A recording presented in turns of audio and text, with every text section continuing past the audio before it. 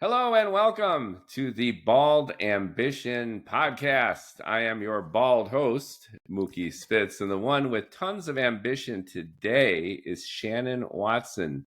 She is Chief Executive of Majority in the Middle and the founder.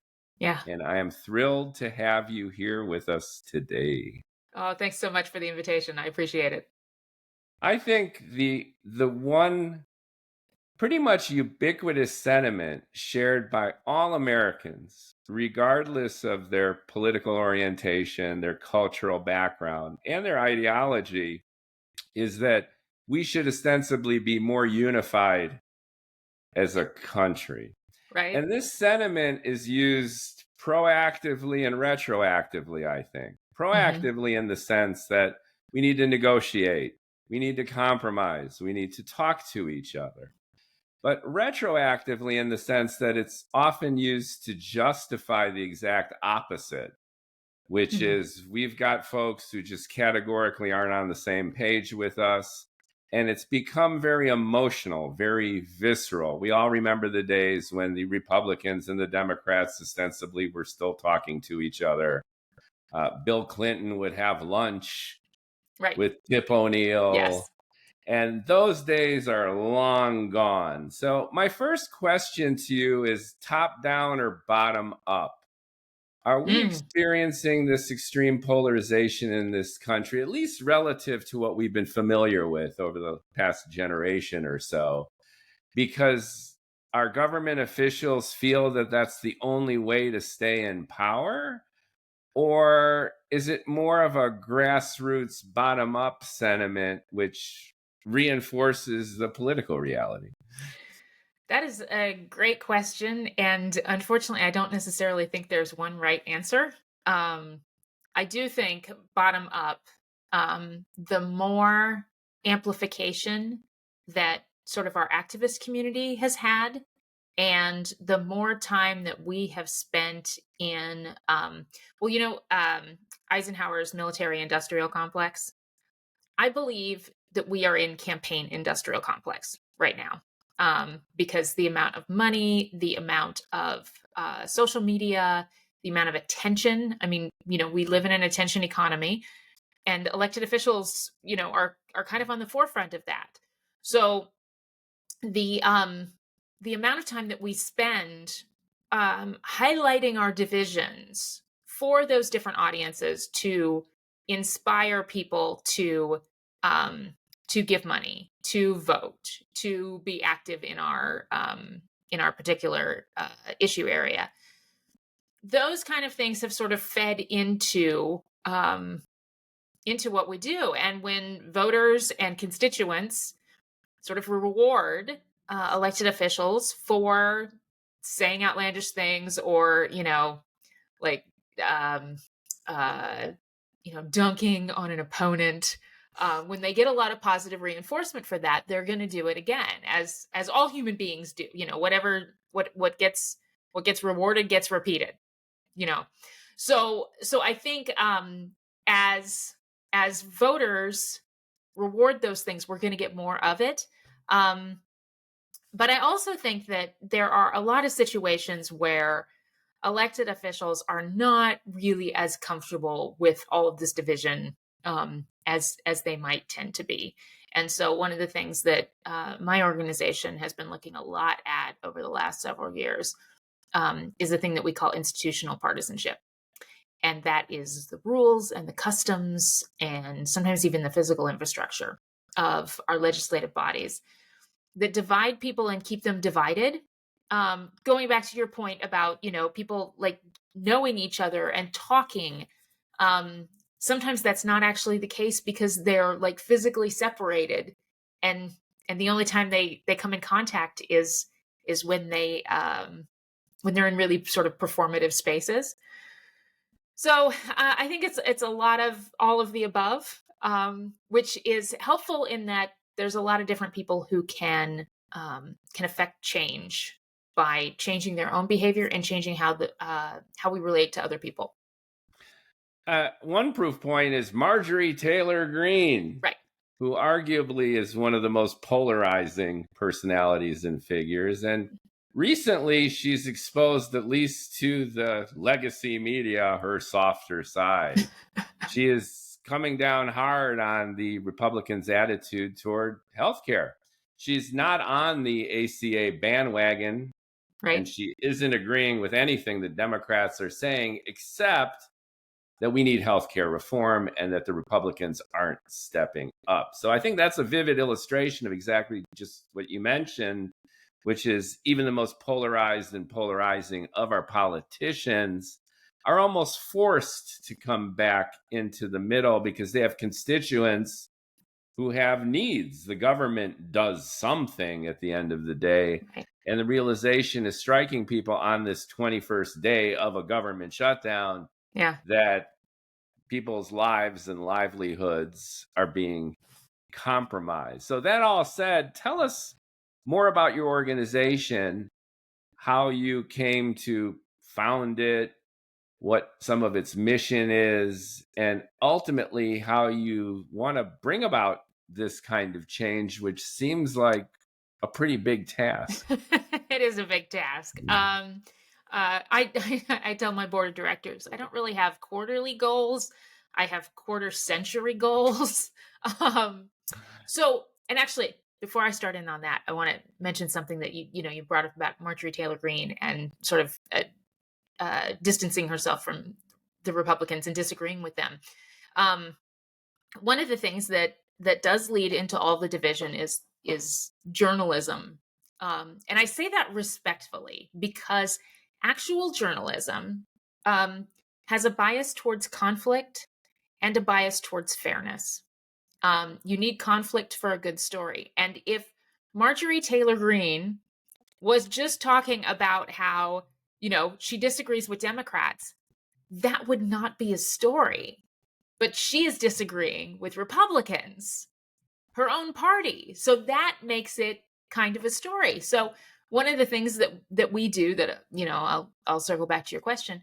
One of the things, like the sort of binary way that we do political media, and we say, okay, well, here's the Republican version and here's the Democrat version of a story, of an issue or whatever.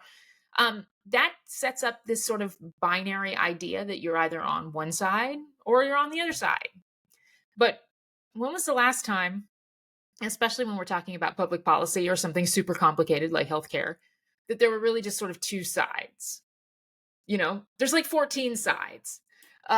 So one of the things that we do is encourage media, be that legacy media or independent media, or bloggers and podcasters and all these other people, to lean into the nuance. And I think that's something you sort of referred to in previous episode. Like, it's not always cut and dry. There's not always a right answer. Part of the problem, though, is what I call eyeballs and asses, right? You need attention. Right? You need reach and engagement, and ultimately you need them to convert. You want them to do something, right? Yeah, So I'm absolutely. a TikToker and I do Instagram. Yeah. I have something like 15,000 followers on TikTok, and all I do is I rant from my kitchen. So I do a selfie video, I hold it in my hand. Right? And if you go to my page, this is shameless self promotion, Feel at free. Yes. Mookie Writer on Yes. TikTok, you will see an entire gallery of my bald head, mostly in my kitchen, Yeah. talking about issues, many of them political. Mm-hmm. Now, the reason I bring this up is I am a nuanced, topic specific ranter. Okay. I will go off on problems with the border in one video, and Mm-hmm. in another, I'll talk about the idiocy of mass deportations in Mm-hmm. another. Sometimes it'll be marbled together because I'm a nuanced thinker. I look Yeah. at things for what I think what they are. I try to figure them out, and I do my best to tell a clear and coherent and compelling story in under 2-3 minutes. Right. Now, here's my challenge, and I think it's relevant for the conversation. My follower count goes up and down and up and down because Mhm. I'll say something very sympathetic to the MAGA crowd, and I will get 100 comments with American flags and Cybertruck Yeah. icons, and then the left side of the house will slam me. Right. And then it's like Alice through the looking glass on my Yeah. very next video because I've triggered the left, or, Mhm. or I've excited the right, or, it depends on the subject. So part of the challenge I'm actually experiencing firsthand, which is if you are nuanced, you do two things. You short circuit a targeted audience, Right. and it's almost impossible for you to grow your reach and your followers and to heighten engagement in a way that's consistent. And this is proven not just by Oh, at yeah. Mookie Ryder on Mhm. TikTok, but look at the successful trolls that are online, namely Elon Musk and our president. They rose not only through their reputation, but by triggering the hell out of the American Right. population along the lines that are binary. And Which, they I have mean, that's assembled their tribe. So I yeah. apologize for this long diatribe, but I No, all think good. it's central to the challenge of when we're talking about media. And Right. I'm very, very curious to hear your solution to this, because the algorithms as they exist on the social platforms and raw human nature, Yeah. where you want to rally behind your tribe or you want to rage against your enemy. And when you introduce nuance, it's almost like you torpedo this gut instinct to either attack or rally behind. Right. Right. Well, and isn't it interesting? And if you were an elected official, if all of those people that you were hearing from were constituents, and whether or not you were going to get reelected the next time you have an election, like You those beat are me very to it. motivating. Right. They're very motivating. I get Um, followers. Who cares? These people get votes, and they right. also get money, money, money, money. Well, and that's part of the challenge of the sort of democratization of media, in that you can monetize your social media, as many people do, and that's there's nothing inherently wrong with that. Or But even just building their base, they get funding. It's a right, funding funnel, right? right, So, right, yeah. getting political donations, that is a thing, and part of I think the challenge is that most of the people who are screaming on social media is not the majority of Americans. The majority of Americans are actually like they are living their lives. They're going to work. They're taking the kids to soccer. They're mowing the yard, or cleaning the Going to King's protests. maybe going to King's protest. Um, going to the grocery store, like just living your lives. And I don't know about you, but I don't feel like there's enough hours in the day for everything that I want to do. And so I don't spend a whole lot of time on social media, like railing against things. I spend plenty of time on social. uh, but I think one of the things that we do try to do, and I will say we are based in Minnesota. We have taken a very deliberate approach to Minnesota is a really good place to study bipartisanship. The primary reason is that the congressional delegation is split down the middle, 4 Democrats, 4 Republicans. Currently, there are 2 U.S. senators, are both Democrats. But the state legislature, the majorities frequently switch. So we can look at what the institutional partisanship does, and that the rules and the customs do, no matter who the individuals are in power.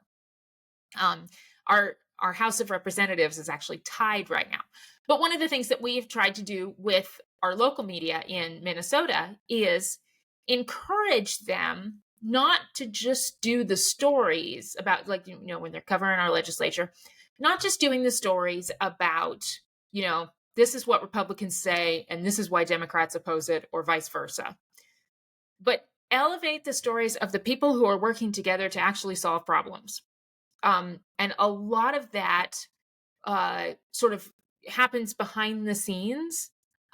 Again, because it's not as it doesn't push your buttons as much, and so like there's not as much conflict in the story inherently. The conflict is generally that people working together across the aisle, they get a lot of crap from both sides, and they get pushed back from within their own caucuses, and they always have a chance that means they're going to get voted out in the next election, or they'll lose their endorsement or something. But like 83% of Americans told the Carter Center that they expect their elected officials to work together and solve problems. And you wouldn't think that by looking at the comments on TikTok. What about making negotiation and compromise exciting? So since we're not hearing about it right, as much, if at all, what about headline news? Republicans and Democrats in the Minnesota legislature have lunch. well, and one of the reasons that we've been that sounds like headline news at it this does, point. and it's unique enough right now that Right. it is news, and there has been stories about people working together, and we've had several things, especially since our former speaker was assassinated in June. There have been a lot of efforts across the state and across the country to like turn down the temperature, because something bad is that we are headed in a bad direction and we need to fix this. So some of those stories are unique and interesting in that way. And so like right now I'm having a lot more success getting those stories done than hopefully I will in the future, because if in the future all of this is normal, then it won't be as newsy, and so they won't want to do it as Well, much. then you won't even have the sense of urgency to do stories because it's actually happening. Right, exactly. Yes. Yes. So I think how do you do that? You get to your office and describe to me some of the tactics that you are applying to make your strategy, which I'm assuming, doing a little bit of my homework, is bringing about that kind of unification and compromise. Right. So a lot of the sort of core things that we do, particularly with the legislature, are elevating places where people do agree, and then sort of casting a light on the bipartisan work that is happening. We have this thing that we call the State of Bipartisanship Report, and it measures it's we sort of accidentally got into doing this. We were trying to answer a different question, and in answering a different question, we wound up uncovering a lot of what we call the hidden bipartisanship, which was people working together on bills that were then getting rolled into these big omnibus bills, and the omnibus bills would pass on party line vote, and you wouldn't know it, that there was all of this, like if you're just a normal human being in Minnesota who doesn't spend any time at the Capitol, you'd think that everybody hates each other. So some of that is just the work of standing in the back of the room and watching who's talking to whom, and looking at the bill introductions, and not just the ones that are sexy or on the front page of the paper or whatever. And then to the point about living in an attention economy, helping draw attention either through our own platform or by pointing it out to media, trying to give some attention and credit to people who are doing the work. Because the theory being, if they can be rewarded for doing that, then that is what will happen more. Because most people say, this is exactly what we want our elected officials to do. But those aren't necessarily the people who are raging on Twitter or whatever. That's true, but they need something to rage about. And it sounds like taking these nuggets of cooperation, which are more pervasive, it sounds like, than we are Yeah. aware of, Hmm. due to this media obsession with extremes, Yeah. making that newsworthy. Right, absolutely. And then that gives cover. Um, so like our House of Representatives, Minnesota House of Representatives, is currently in a 67-67 tie, Republicans and Democrats. And what that has done was beyond making me the happiest person in Minnesota the day after election day when this came down. I was like, wow, this is awesome. And a lot of people thought, well, okay, that's because, you're happy that they're basically forced to work together and find some compromise, because literally everything that passes has to be it has to have bipartisan support, because you have to have 68 votes to pass a bill in the House, and there are only 67 on each side, so somebody's got to cross the aisle, or a bunch of people have to work together. Yeah, a lot of people are being loved and hated, it sounds like, in Right. the Minnesota legislature.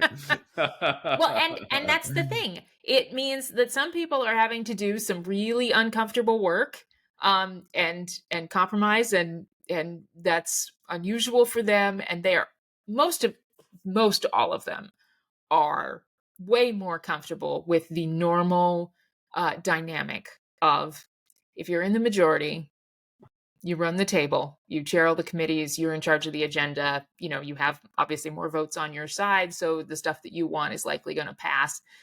Decisions are generally made in your caucus room. If you're in the minority, you have two choices. One is to make the the legislation that the majority is going to pass, make it quote unquote less bad, for your side, or to throw sand in the gears and try to slow things down, or make it. A lot of people, those are the sort of the two choices that they make. The tie, on the other hand, forced a lot of people into some bipartisan collaboration that they weren't quite comfortable with, but it also gave a lot of cover, and I think a lot of opportunity to people who were more likely to work across the aisle, either because they're more of a purple district, and so they represent the bunch of constituents from their own party and a bunch of constituents who did not vote for them. Although I will say, like, every single legislator has people who did not vote for them, even people who wind up running unopposed. I used to live in a district that my representative ran unopposed, and she got 93% of the vote.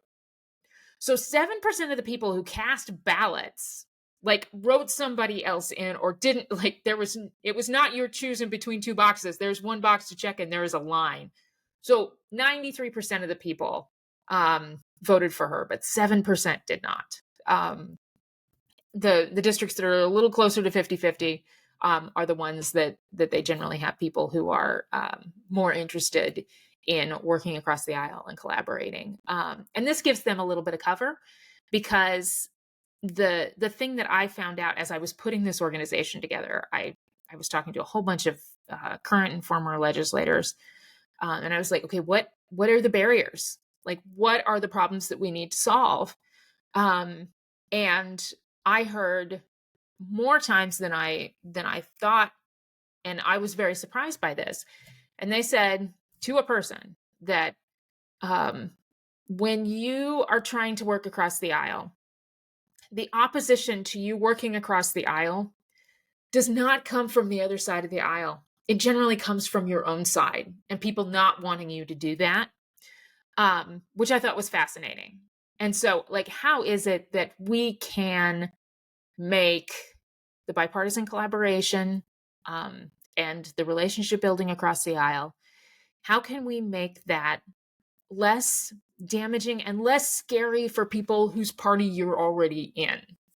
Because I don't know a single legislator who is more afraid of an opposite party challenge to them come election time than they are a primary challenger coming from their flank, be that right or left. Yeah, politics seems akin to sports. Very much And so. and so we're rallying Yeah. And there's always drama when the quarterback is in an argument with the tight end, and it's clear who the enemy is, but everyone loves that Right. internal drama too. And Well, going because we back to all your, like drama. I we mean, we all like do. We say we drama, don't, but we right? do. Right. And when we're looking at, even retrospectively as a postmortem, if you will, of the Biden presidency leading into the Harris Waltz campaign, Hmm. I think the number one differentiator and why the cards were stacked against the Democrats and why Trump won again is Biden was nowhere to be seen. He just wasn't present. Trump is everywhere all the time. So, to your point about people having busy lives, if you check your phone 400 times a day and 10 times happens to be a political update, Right. 9 of those 10 headlines will have the word Trump in it. True. That And that's enough to solidify, I think, this guy's power because it's sheer ubiquity. And there's a human tendency too. It's kind of like when we're kids, you know, daddy could be an alcoholic, but at least he's home. so, interesting. so I've never heard that analogy before. I'm Yeah. just thinking that presence Yeah. and attention in the form of just being there. It's kind of like beat me, bore me, don't ignore me, and we're saturated by all things Trump in every way: foreign policy, domestic policy, upending the definition of the unitary executive, doing things no one really even thought of doing before. Kind of, Nixon on methamphetamine with FDR's overreach. To get the New Deal done, FDR did some zany stuff. Right. And Trump seems to be this combination of those two. And a lot of people are rolling with it simply because he's dominating the news cycle. So this becomes, in a sense, amoral or apolitical and is more a problem of media saturation, I think, than almost anything else. So how do you combat that? You say you're bringing up these juicy Hmm. nuggets of cooperation within the legislature, which is awesome. But how do you blast that in a multi-channel way that can be resonant and that could build up earned media opportunities with this wonderful message that here's the irony and paradox: everyone wants to hear it. We're actually getting along. Right. The nation isn't on the brink of civil war, and there's hope for democracy. You know, the fact that we have several layers of government does make this a bigger challenge. Like I said, we're focused on Minnesota right now because it's a really good sort of laboratory. My goal is to figure out what we learn here and then be able to replicate that in other states eventually. I will tell you, I spend very little time paying attention to Congress and the presidential administration. For a couple of different reasons. The main one is that, like, it's distracting from the work that I'm trying to do. And it's sort of that same it's the same problem. It's just huge by an order of magnitude, because what we're trying to do in Minnesota is draw attention to the things that the people, are wanting to see. Like, yep, this does exist. That is not to say that there are not things that need some attention. And that does not mean that there isn't division, and it doesn't mean that there aren't real challenges. Um, I do think, and I'm being careful with my words here. Uh, I go back to, we've got three branches of government and we have these checks and balances. And we don't have that as part of our, founding institutional foundation, because the guys who wrote the Constitution and who were part of those constitutional conventions, not because they were brilliant political thinkers. They were. But we have checks and balances because those guys did not trust each other. Oh They did, yeah, I mean you know, they were coming from tyranny, right. Well, and and they they didn't didn't want even, not anyone to only did hold the they, cards. right, it's not only just did they not trust a king, and they understood human psychology enough to know that, power corrupts. Um, but they didn't trust like each other. They didn't always like each other. And so the thing that sort of gives me hope and comfort is that occasionally you do need institutions to go through stress tests.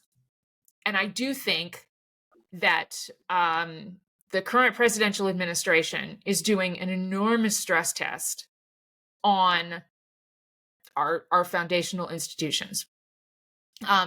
This is where we can figure out, and it happened with the last Trump presidency.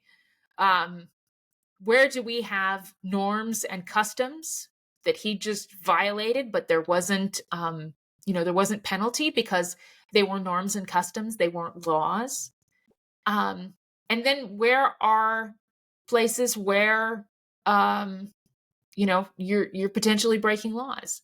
And then what do you do about that? Like, there Well, the needs to be, judiciary is right? that third leg of the stool. Yes. So the executive branch enforces, the Hmm. legislature creates the laws and ostensibly spends the money, or at least allocates the spending of Allocates the the money. money by the Yes, they executive have the branch. power of the purse. Yes. And the judiciary is there to say, hey, that's like the road runner, meet me with the Yeah, sign. don't do that. But if you look at what's rolled out, a lot of the shadow dockets that have come down, I think a majority of them, which are the quick actions that Hmm. the White House has asked for, have been Trump favorable, Hmm. to doing most of what he does. And there's a compromise that has to be made, because if you have this tripartite system and one that demands compromise and negotiation, you automatically bring about a certain measure of bureaucracy and inefficiency. And there's a huge swath of Americans, and I've had many of them on my show, and I love this dialogue, where major thumbs up. Trump, I think, currently has a 45% approval rating, Okay. which is far higher than Biden's, I think, if we look at that. And the reason is, as I mentioned before, not only his ubiquity across social channels, but the very real perception that he's getting stuff done. So, by expanding the power of the unitary executive, some people call this authoritarianism. Other people call it keeping promises and running the government. So, there's been a cumulative frustration on the right, even further back than the Tea Party, and ultimately what burgeoned the Tea Party, Hmm. that the government sucks, it's inefficient, that it's slanted left ideologically. We need a correction. And we need a correction not only in terms of a belief and value system, but in terms of optimizing an otherwise broken bureaucracy. And there's a lot of support here. I mean, I'm on my TikTok, to the point I Hmm. was making earlier. I talk to a lot of folks, and although there's a visceral reaction to many of my comments about the Trump administration, ostensibly both pro and con, there's an underlying sentiment that the Trump train is on the tracks, and Right. it's great. It's not just good. I get comments like, every day I wake up and it's Christmas. Right.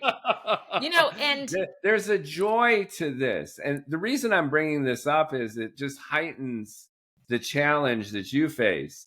It sounds like you're beta testing this idea that if we get along politically, we can actually make it exciting. we could disseminate information to the public that isn't always negative and combative, that can actually demonstrate the effectiveness of Right. collaboration. And it's cool. It's what we're all about. Well, and And it doesn't yet, even the necessarily have exact to. opposite is It doesn't. felt by It doesn't millions have of. to be I cool. don't want to get along. We have played this dance of getting along for generations, and look at what it's gotten us.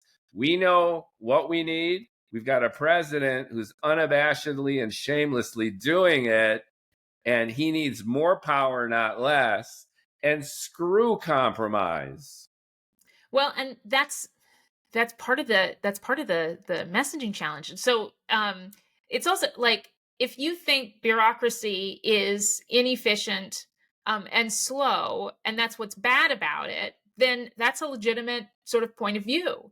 But bureaucracy was designed to be slow. Government is not 100%. supposed to move fast. It's But supposed to be broken. right, well, Right. and it's supposed to be deliberative. It's supposed to take all of these different ideas and different perspectives and unintended consequences. It's supposed to take those into account. Um, and when that sort of collides with the rest of our lives being, super fast, and everything you get what you want when you want it, tick, tick, tick, tick, tick, tick, tick. That makes this dichotomy. It doesn't make any sense. So what now? What could or should we do through the lens of majority in the middle? Yeah. If you had your crystal ball Yes.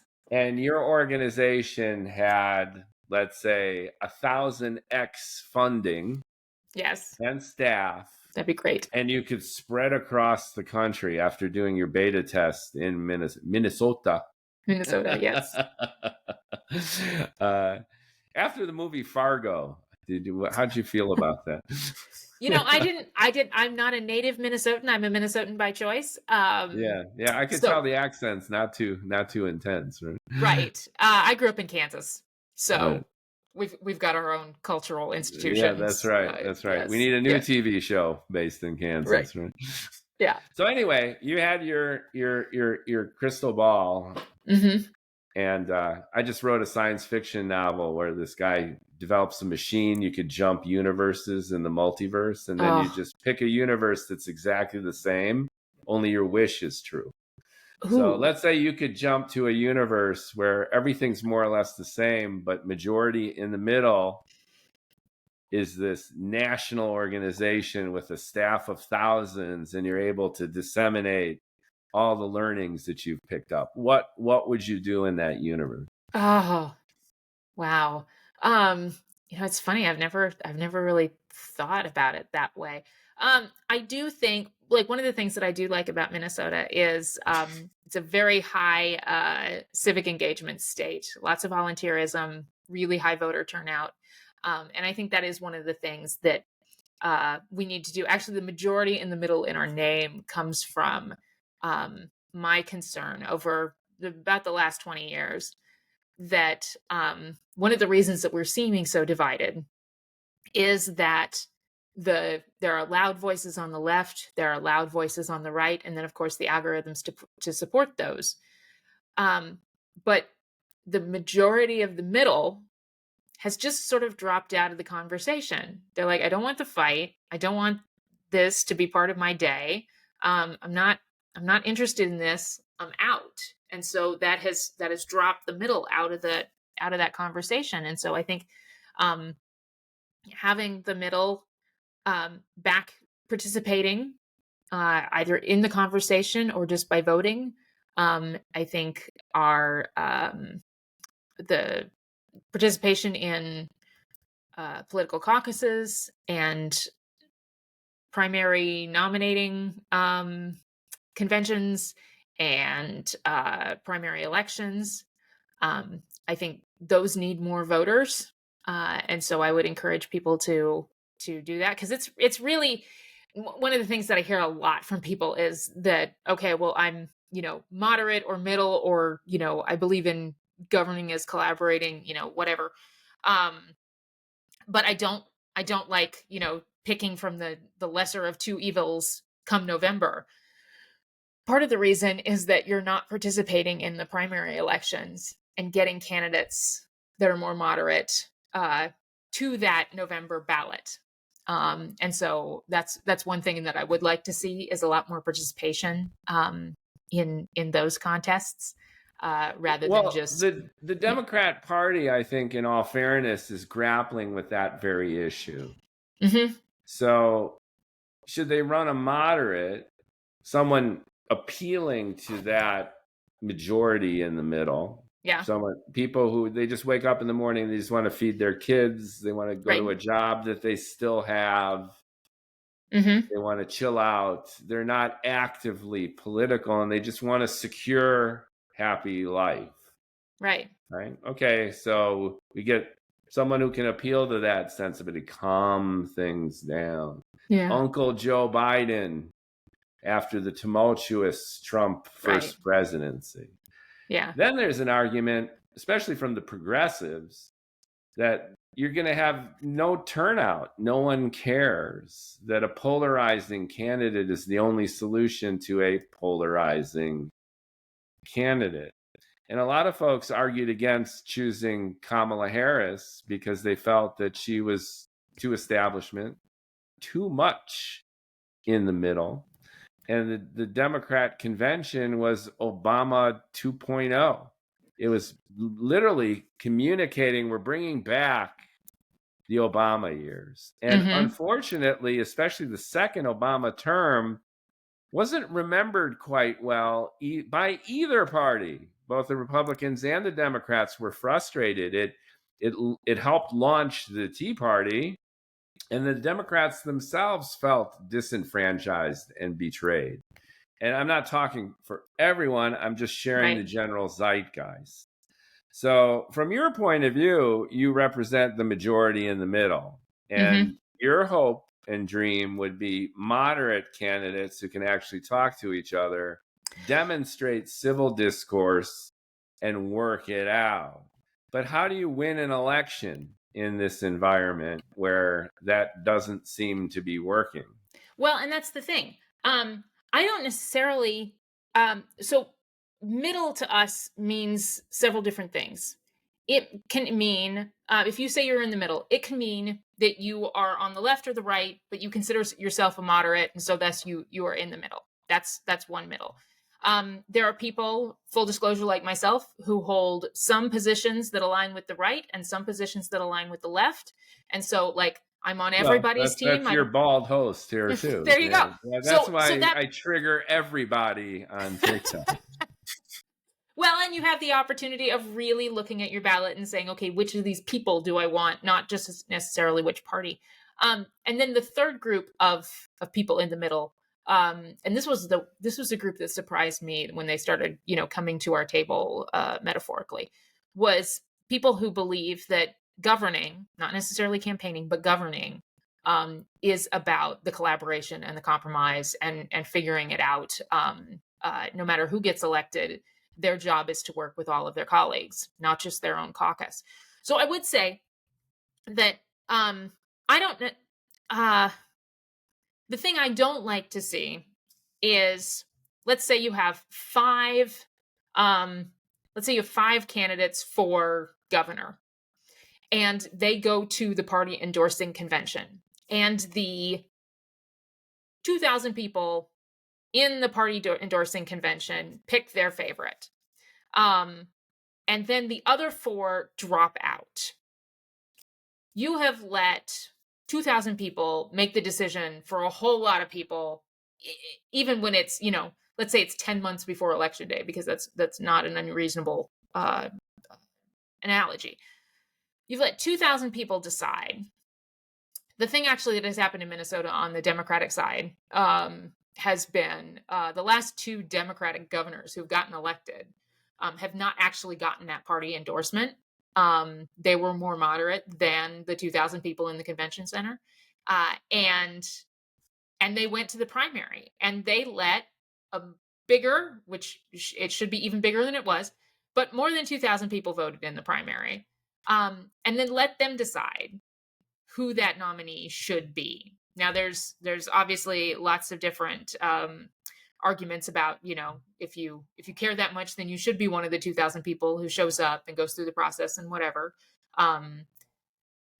That's not necessarily wrong. But when candidates, particularly the moderate ones, when they drop out and don't go to the primary and let those 2,000 people make a decision, I think that sort of skews the system a little bit.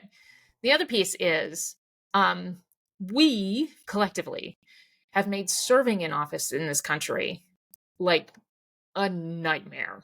Like, it is unpleasant at best, nightmare at worst. People get attacked on social media. People say stuff about their kids. I worked in political campaigns for about 20 years earlier in my career, and I worked with a lot of first-time candidates. And it used to be that first-time candidates, particularly women used to not want to run when their kids were really little because they needed that. Like, if you can't put your socks on by yourself, you need mom. That's a time when women didn't want to run for office. They want to wait till their kids are older. Now I'm seeing a little bit of a switch. Women don't want to run when their kids are tweens to young adults because they're on social media and they are exposed to all of the terrible things that people on social media say about their parents. And they can become a target themselves. And then I say all of that with the situation again that we had in Minnesota in June, where we had a House member and her husband and her dog that were killed in their home, and a senator and his wife who were injured. Grace of God, I know these two, and they are wonderful, wonderful, wonderful human beings. And so I think that's probably the reason that whoever's in charge, they were spared. But he got shot 9 times. She got shot 8 times. And they're still alive. Thank you. But anyways, these are the kind of things that, that people are having to think about when they decide whether or not they want to run for office. So I think that's another piece. We need to make public service less scary. We need to let our elected officials do their grocery shopping in peace. We need to tone down the rhetoric on social media. We need to get rid of the bots. I think we need to make it to where more people are willing to raise their hand and run for these spots, because I think that can make a difference in the dialogue as well. Well, I categorically agree. And I think that there's hope. I tend to be Pollyanna about most things, like even AI. This is why we're friends. Yes. So I'm fairly Pollyanna if only we look back at trending. Yeah. So Barack Hussein Obama would have been impossible, I believe, without George Bush Jr. And then Donald J. Trump as president likely would have been impossible without Barack Hussein Obama. And then Uncle Joe Biden coming back the way he did probably would be highly unlikely had we not had Trump 1.0. Oh, yeah. And thanks to Biden, we got Trump 2.0. So what I'm illustrating here is a radical oscillation between extremes. Mm.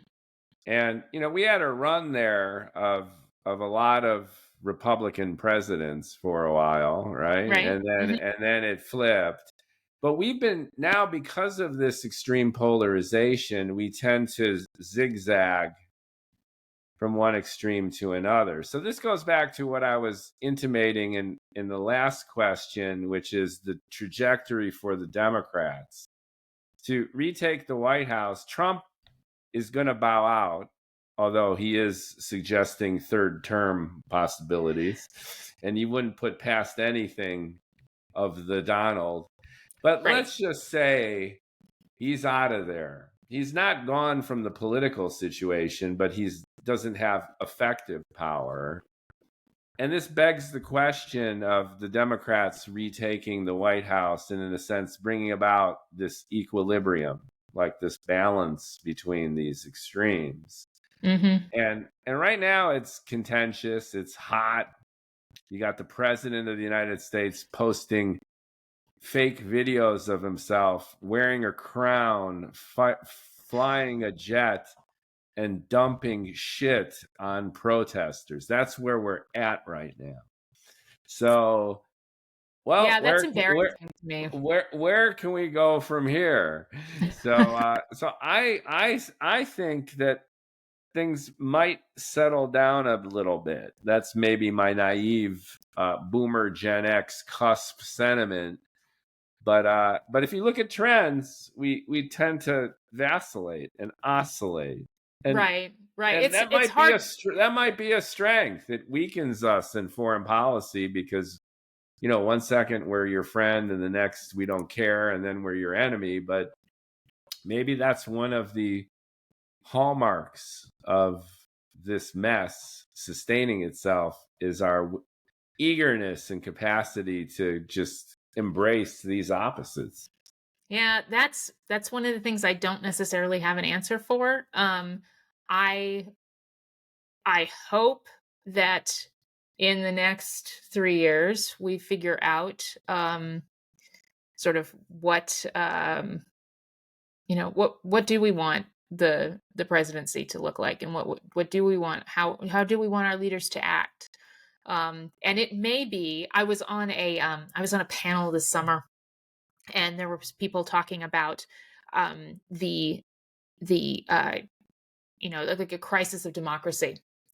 And the point that there's like 3 or 4 people ahead of me, and then they were talking about these things, and I said, we need to take a pause and make sure that when we're talking about a crisis of democracy, if you're talking about ignoring the rule of law, if you are talking about going beyond separation of powers, if you're talking about violating the Constitution, that is a crisis of democracy.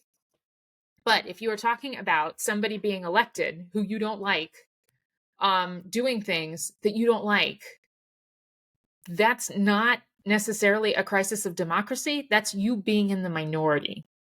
Well, that's history. Well, yeah, and it's just there's a difference, and so I think we need to be very precise with our language and figure out, like, what is the message here, because when we amp up all the time, actually a really good leadership in this area. So the U.S. Conference of Mayors, they had a thing that they signed at the end of September, and it was the Oklahoma something. I don't remember exactly what it was, but it was in Oklahoma. They signed it in Oklahoma City, at the site of the bombing there in the 90s.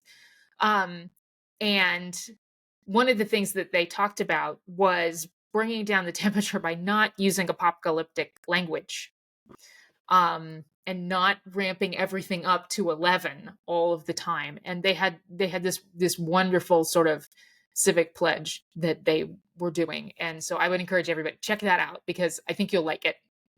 It's really, really good. That's cool. That's cool. Yeah. Leave it to the mayors Yeah, of the world leave it to the mayors. Well, meanwhile, the power of the unitary executive keeps growing and growing, and it's reinforced by the Supreme Court.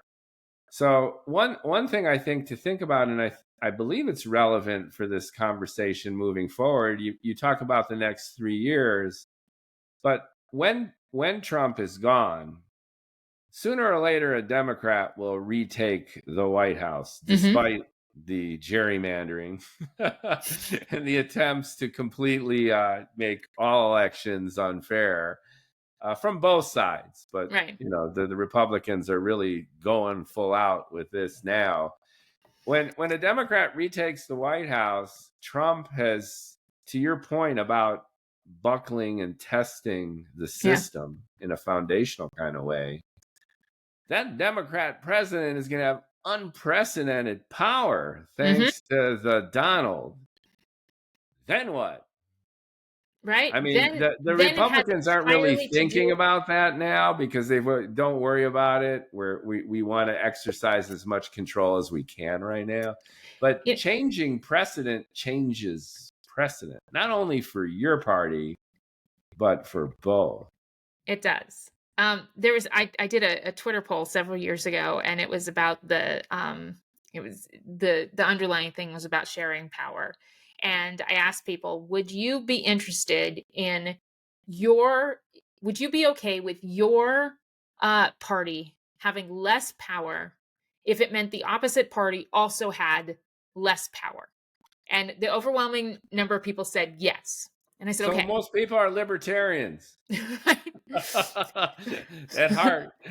Well, in Kansas, where I grew up, that's absolutely true. Um, and then the flip side of that is, would you be okay with your party having more power if it meant the opposition also had more power? And the overwhelming number of people said no. Like, they're willing to have less as long as the opposition has less. They're not okay with having more if it means the opposition has more. And so, like, that's telling that you're not really interested in you having more or less power. You are just interested in how much power the other side has, and you kind of consistently want it to be less. Yeah, well, I don't think the Trump administration has done that kind of polling. True. Nor do they Nor do they care. Yeah. So, we definitely live in interesting times. So Mhm. so how can our listeners learn more about you and help you do what you do? Awesome. So our website is majoritymiddle.org. We will put links in the Yeah. description Awesome. along Thank with you. your bio, Yeah. and the little write up. Excellent. Uh, And we encourage people to sign up for the newsletter. We have a rule for our newsletter. We have no more than 3 emails per month. So we are not going to spam you. We don't sell our list. Spam, spam. We're not going to do any of that. Right.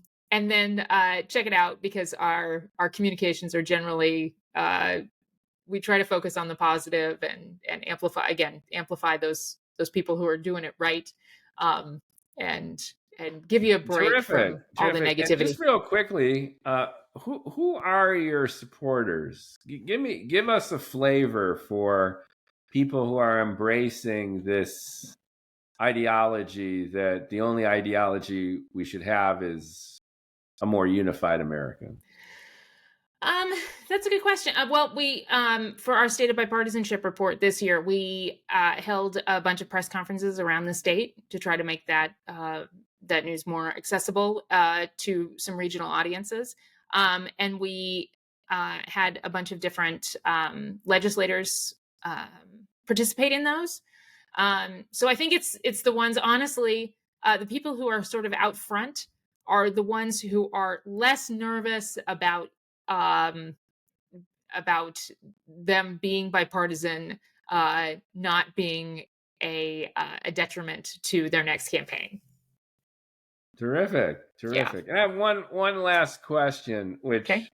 kind of gets to the heart of this, which is we're in a binary political reality and have been for a while. And I think the root of many of our problems is you got to go all in on one side or the other. And this begs the question of that majority in the middle, Mm-hmm. where, I might really be in favor of a tight border, but I don't like this mass deportation nonsense. Right. And, I think trade, tariffs are insane, but I also am in support of, being pretty hard on the Chinese who do steal our IP and control all of our precious metals.